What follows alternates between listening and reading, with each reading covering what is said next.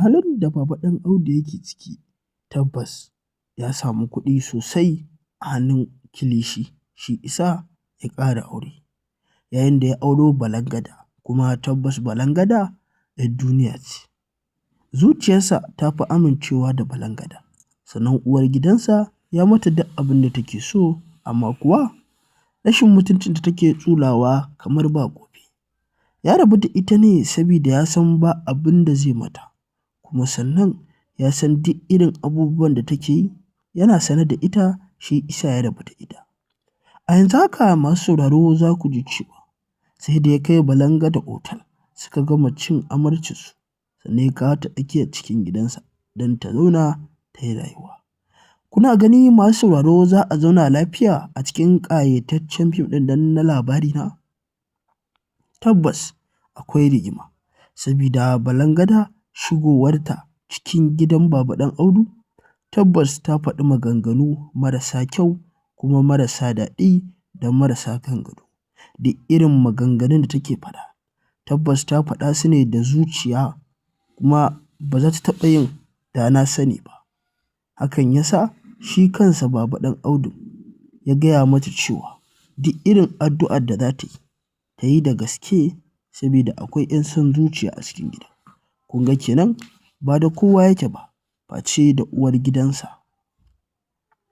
Tabbas ya ci wa uwargidansa mutunci, kuma ya mata abin da ita kanta ba za ta manta da shi. So masu sauraro, idan shigowanka farko cikin channel ɗin nan, da ka biyo mu har ƙarshen wannan bidiyo don ka ga yadda take kayawa tsakanin Balangada da uwargidan Baba Ɗan Audu, wato mahaifiyar agola. Tabbas Baba Ɗan Audu shi kansa ya san ya taro kansa rigima, don ba lallai uwargidansa ta haƙura ba, dole sai an dinga yin fitintunu da rigima a cikin. Tabbas kuma matarsa ta gaya masa cewa duk irin abubuwan da zai ya yi gaskiya, amma shigowar Balangada za ta haddasa wasu masifu da kuma rigingimu a cikin gida. Haƙiƙa masu sauraro, har yanzu dai cikin ƙayataccen fim ɗin nan na Labarina ana nan ana ta buga cakwakiya, don Baba Ɗan Audu takura iya takura ta sa ya karɓi kuɗi har kimanin miliyan 90 a hannun kilishi, sabida ta janyo wa kanta, tana rashin mutuncinta ne kamar ba gobe. Amma a yanzu haka ga shi ya sa ta a guri guda sai anshe mata kuɗaɗe yake. Auro Balangada zai zama wa Baba Ɗan Audu masifa, kuma uwargidansa tun kafin Balangada ta shiga ɗakinta an fara kokawa da dambace-dambace. Haƙiƙa Baba Ɗan Audu yana nan yana ta faɗar maganganu a cikin gidan, bayan ya kashe wa uwargidansa kuɗi, ya mata duk abin da take so da toshiyar baki, amma duk da haka maganganun da aka faɗa shi ya tayar mata da hankali. Zan so masu sauraro, idan shigowanka farko cikin channel ɗin nan, da ka tsaya cak ka kalli wannan taƙaitaccen bidiyon yadda za ka ga ake cakwakiya a cikin shirin fim ɗin na Labarina.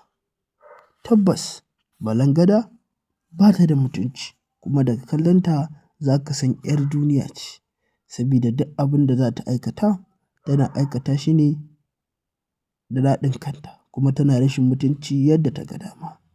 Ga shi kuwa ta gama wulaƙancin nata, ta gama rashin mutuncin nata, ga shi ta shigo gidan Baba Ɗan Audu, kuma ina da tabbacin cewa gyara ta zai yi, don ba zai yiwu a ce ta shigo mai tana matsayin 'yar duniya ba. Dama can tun da ya ganta a kan hanya aka tabbatar da ba ta da mutunci, kuma 'yar duniya ce. Agola dai da shi aka haɗa baki aka yi wa babarsa kishiya. Kun ga kenan ba lallai ya iya jin daɗi ba, sabida ba ya so wani abu ya ƙara faruwa da shi, sabida duk irin abubuwan da mahaifiyarsa za ta faɗa tabbas daga baya ne, bayan agola ya samu mamansa ya gaya mata cewa ta yi haƙuri babansa zai ƙara aure. Hakan ya sa duk ta bi ta firgice ta tada hankalinta. Tabbas Ɗan Audu yana rashin mutunci, kuma yana abin da ya ga dama. Matarsa kuwa ta yi haƙuri da shi ne ba don komai ba, sabida ta tabbatar da kowane irin lokaci za ta iya zuwa ta dawo baya, sabida ba ta so a sake ta, sabida kuɗin da ake ci a dinga ci da ita. duk wani daɗi a dinga ci da ita. Shi isa ta ƙi bari ya sake ta. Da buɗewar bakinta ita ba za ta zauna da kishiya ba. Kun ji fa?